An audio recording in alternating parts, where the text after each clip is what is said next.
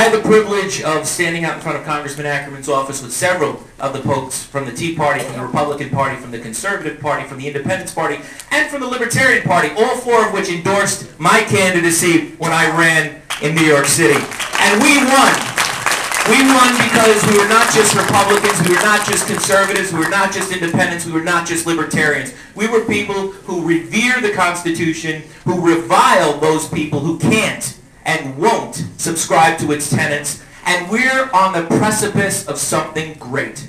We're at a stage where we can finally say no to what's gone on in Congress, what's gone on at the Albany side of things, and believe it or not, even in New York City, where we elected 3 Republicans from the county of Queens this cycle. No way.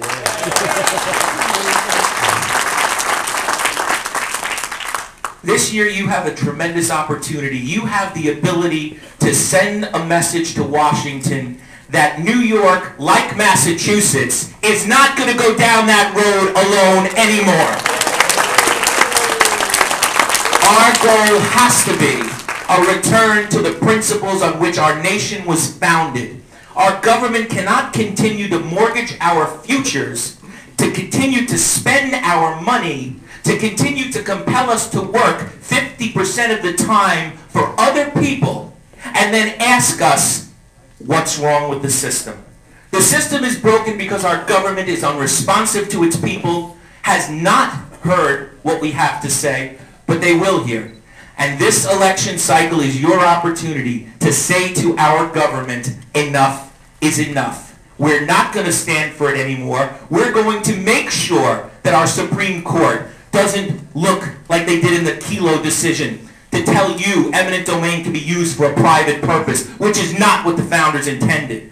They're not going to tell you that the Commerce Clause can be expanded beyond all reason and ration to be used as a tool for the federal government to increase its power. We're not going to let our federal government take our tax dollars, bring them to Washington, and then have us beg to have them returned to us in our congressional districts. It's not going to happen, and you have to take this opportunity now to strike, because if it could happen in Massachusetts, that lightning in a bottle is ready to be here in New York, and you're the people who are going to make that happen this year.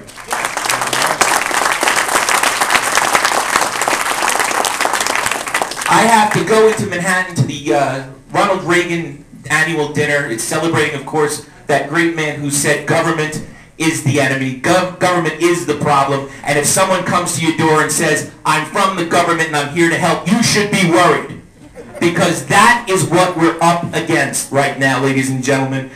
Make no mistake about it, never in the entire history of this nation have we been so dangerously close to slipping off the edge. Not only from our social policy standpoint, but from our defense standpoint. There are things going on in this country which Congressman Peter King pointed out a few days ago at the 9/11 hearings that we had at City Hall.